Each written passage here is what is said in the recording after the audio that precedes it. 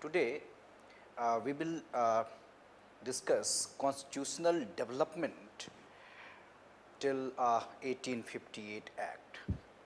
See, this constitutional history is important. It is important to understand any constitution, right? So, to understand any constitution, there is a need to understand the background, right? And as you all know, that the historical underpinnings and the evolution of our constitution, right, can also be traced to many regulations and acts passed before our independence, right. So, there is a need to understand the development, right, you can say or the background of our constitution, or you can say what happened exactly before independence. Now, there are two opinions. One opinion is that Indian constitution was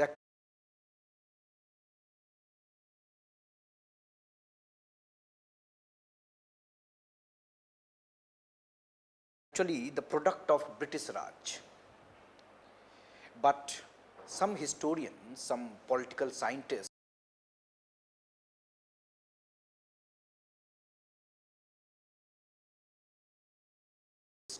some constitutional experts suggest that no, it was a product of our ancient past, right. Even in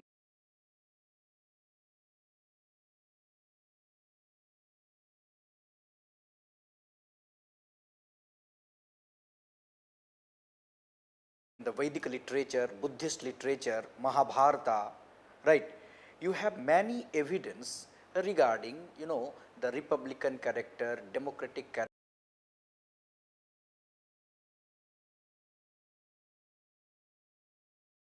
character, parliamentary character, you can say procedure. So, then dharma based governance. So, it is not exactly because of the British initiative. So, there are two opinions, but reality is that of course, our constitution was the result of those initiatives taken during colonial period.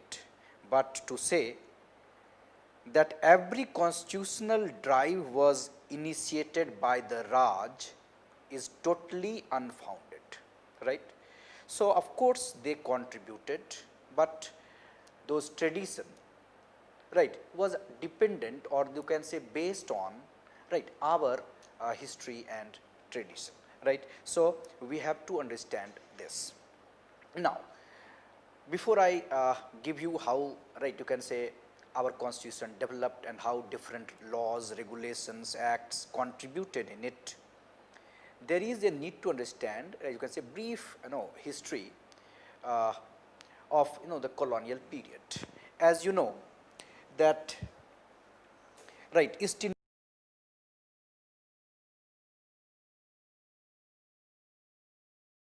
India Company was established in 1600, right, East India Company by Royal Charter, and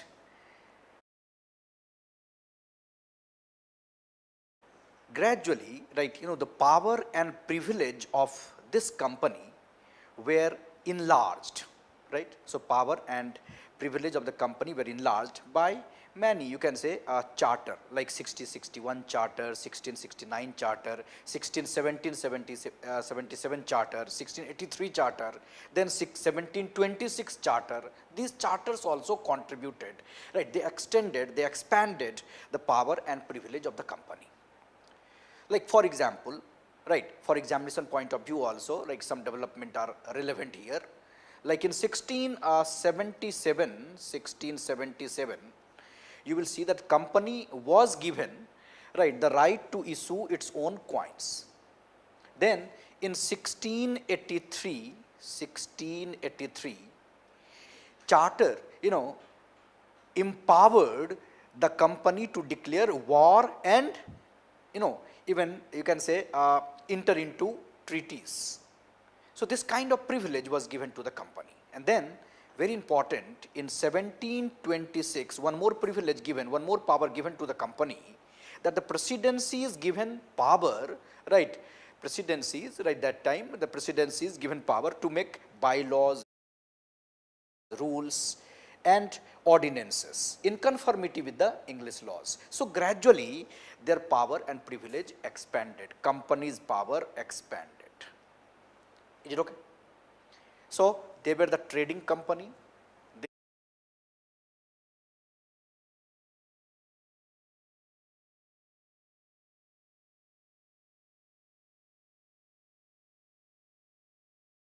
They started getting these powers.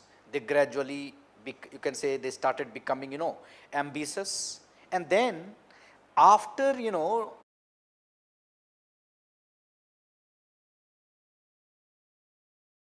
as you have this idea that after, decline of Mughals, right, decline of Mughals, they started, playing their politics. They started interfering in the internal matters of the state. And in Bengal, as you all know, that they started interfering in the affairs of the Bengal Nawab, and then it led to what? Battle of Palasi, and then there was Battle of Buxar, 1764, and after that you will see, right, that Treaty of Allahabad, and after Treaty of Allahabad there was, confirmation, there was a transformation from a trading East India Company to, you can say, political body. So there was a transformation and they started acquiring new power, right. So this background is required gradually, how change of nature of this East India Company. Now, so East India Company, right, acquired a new power, they became a political body, right, you can say 1765, they acquired political power, right, and they continued what you call it dual rule, power without responsibility. And this dual rule was an exploitative rule, chaotic rule, there was no governance, right, there was issues, reactions, sepoy reaction, tribal reaction, different kind of reaction, and this disturbed English parliamentarians, right, and they had to intervene because they got this opportunity as company declared itself as bankrupt, and after this they started thinking what? Of regulating the affairs of the company, and they passed for the first time, they passed Regulating Act. Is this okay? So circumstances leading to this Regulating Act, this dual rule, this exploitative rule created background for this Regulating Act, and for the first time you will see English Parliament started interfering in the affairs of the company, right. So this Regulating Act, right, is a very important development in the constitutional history of India, very important development in the constitutional history of India. Actually, right, the constitutional history of India should begin from this Regulating Act, right. I wanted to give you this background, right, some historical background, right, but actually, right, in Indian polity we start our constitutional history from this Regulating Act. Now this Regulating Act is significant. Why? First time company was given a written kind of, if you can say it, constitution, that see, you have to accept these rules, number of directors fixed, terms fixed. Now Governor of Bombay, Madras, they were made subordinate. Governor of Bengal became Governor General of Bengal, Warren Hastings. He was assisted by a council, right, council you can say, and in that council there were 4 members. There was a Supreme Court, right, and then company officials, they were, you can say, not allowed to take presents, gifts and all. So there was a beginning of regulation. There was a beginning of European, you can say, the English interference in the company's affairs, right? And as this regulation was not very effective, they had to pass an amending act of 1781, but it was not very successful. It was partially successful, and then they had to come out with what you call Pitt's India Act 1784. Pitt's India Act, you will have to remember this, Pitt's India Act. And Pitt's India Act, what is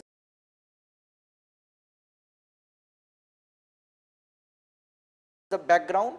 Background is, as the regulation of 1773 had some limitation, they had to pass this Pitt's India Act. Idea was to make this regulation effective. Idea was to make Governor General of Bengal more powerful.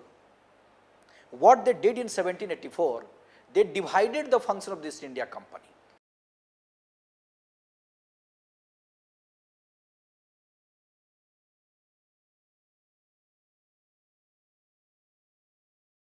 Commercial function and administrative function. Court of directors, they were given this clear cut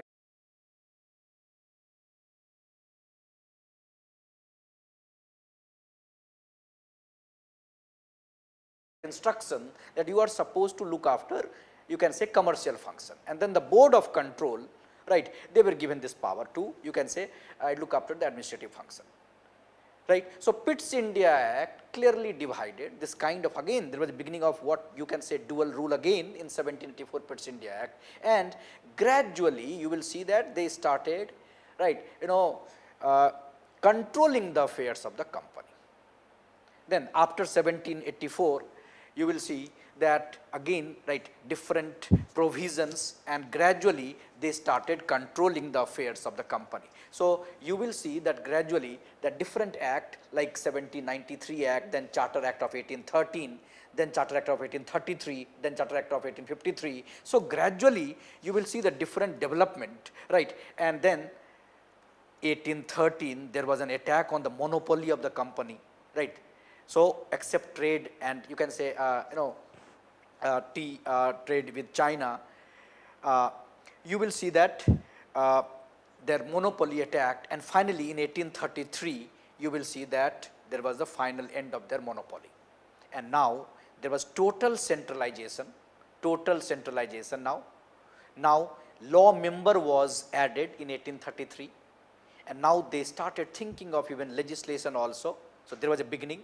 So here you can say the 4-member council, then in 1784 they reduced it to make the Governor General strong. So now 3, then here they made, you can say 3 plus 1, they made one more law member. And then after that 1833 you will see that company, right, was only, right, in the name, only as a trustee. So after 1833, right, there was centralization, and Governor General of Bengal became Governor General of India. And then in 1853 there was a real development of legislation. Some additional member, and right, they were presented as a legislative body, legislative councillors. So in 1853 it is very important development in the British history, in the constitutional history of India, and in 1853 you will see that element of open competition also begin, right, and this was actually the actual end of the company's rule in India. But finally, right, you will see that with 1858 only, right, the direct rule of the crown. So 1857 revolt, this changed entire thing, and then you have 1858 Act, and this was the beginning of direct, right, rule of crown. So in constitutional history of India, you will see that this development, right, basically the Indian polity we start from 1773, then Pitt's India Act, right, then you will see 1813, this was the beginning of, you can say, the end of the monopoly of the East India Company, except trade with China and except the trade, you can say tea trade, right, their monopoly gone. 1833 total end, company's commercial function, centralization, law member, right. 1853 extra, you can say additional members called, you can say their job was to legislate, and then open competition, and gradual end of, you can say, the company's rule and direct rule of the crown started. Is this okay? So, in this background, we can understand the constitutional history of India till 1858, right. So, like suppose if I can give you the summary or some of the features. When you say Regulating Act of 1773, I said that it was the first step taken by the British Parliament to control and regulate the affairs of the East India Company. It 1773 Act designated the Governor of Bengal we mean Governor of Fort William, as Governor General of, you can say, Bengal. And who became the first Governor General of Bengal? Warren Hastings. Then I said that the Executive Council of the Governor General was established, you can say, and there were 4 members in that council, right.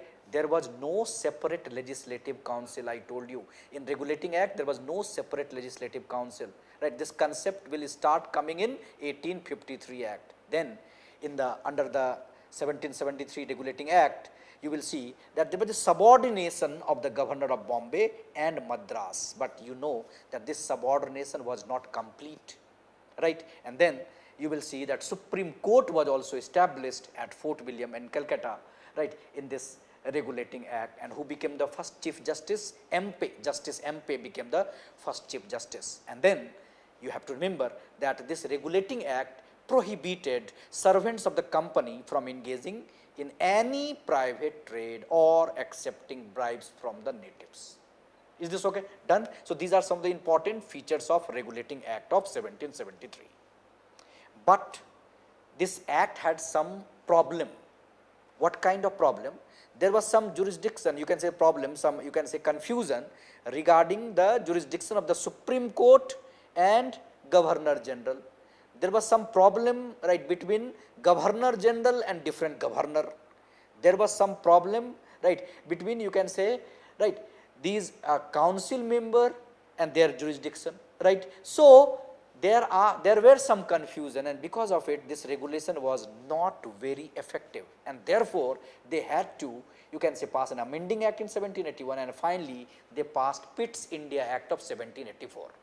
What I told you about Pitt's India Act of 1784, most important, this act distinguished between commercial and political function of the company, right. In this act you will see that court of directors, right, they were given what? Commercial function, and board of control they were given political function, administrative function, you can say. Then this act, Pitt's India Act, reduced the strength of the Governor General Council to 3 members. This is very relevant, 4 to 3, so that they can easily, Governor General can easily sail through his decision. Then this act placed the Indian affairs under the direct control of the British government, board of control, right. So, this act placed the Indian affairs under the direct control of the British government, only control, right. Then the company's territories in India, first time you will see, right, they were now called the British possession in India, and you will see that Governors Council were also established in, you can say, presidencies Madras and Bombay. So, these are some important development regarding the Pitt's India Act. Then the next important development is, you can say, Charter Act of 1813, right. So, the company's monopoly over Indian trade terminated. This is the beginning of this termination, and trade with India, right, open to all British subjects, right, except, I said, except trade in tea and trade with China. Then 1813 you will see that there was a new approach. They started interfering in our education system. They started interfering in our social policies. So, Charter Act of 1813 you will see that there was a beginning of a new approach of British, you can say, Parliament in India, and gradually they started weakening, you can say, the East India Company. Then after that the real development was Charter Act of 1833. And most important point, Governor General of Bengal became the Governor General of India. And who became the first Governor General of India? Lord William Bentinck. Always remember, 1833 Act was the first step, right, and probably the final step towards centralization in British India. And in this act you will see the beginning of central legislature, and you will see that now in this act actually took away legislative powers of Bombay and Madras provinces. So, in that sense, there was the abolition of the legislative decentralization right in this 1833 Act. And one more point I added, in this act you will see the inclusion of one member called law member Macaulay, and you have to remember that this act actually ended the activities of the East India Company as a commercial body, but they continued, right, right, and they continued for 20 years, at least they fixed this 20 years again. So, 1833 to 1853, and then when you come to 1853, generally we do not appreciate this 1853 Act, but in the constitutional history of India, 1853 Act is also very important. It was last of the series of the Charter Acts, right, and the most important development was formation of what I said, and in some of your textbook also see, formation of mini parliament. So, you will see development of this institution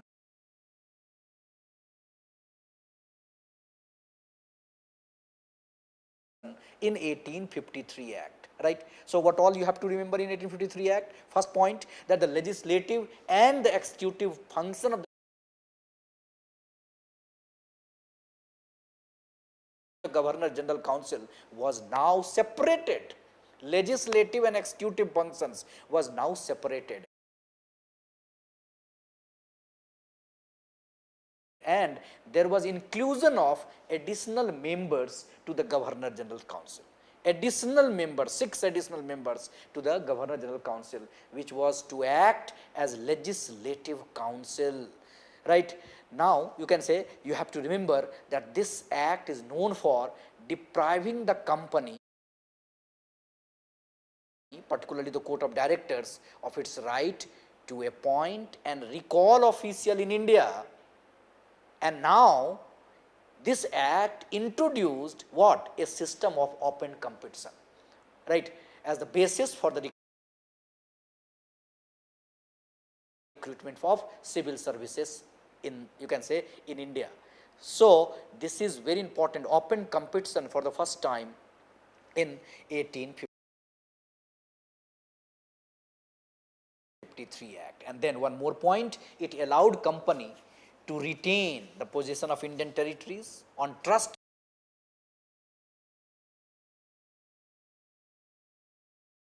of the British Crown, but this act did not specify any particular period, unlike the previous charter.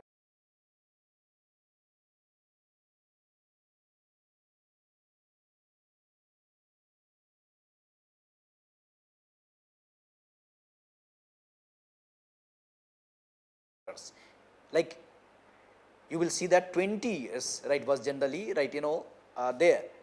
But now in this act, there was no, you can say, specified, you can say the period, particular period they mentioned. So, therefore,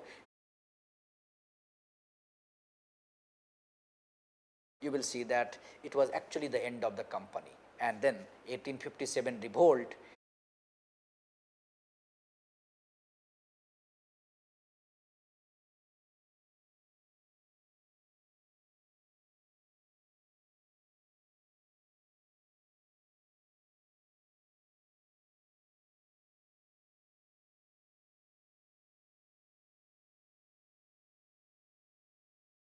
and the rule of the company, you will see now replaced by the rule of the crown in India, right. So, this is in brief the development of, you can say, right, the constitutional history from 1773 till, you can say, 1857 revolt, right. Thanks a lot.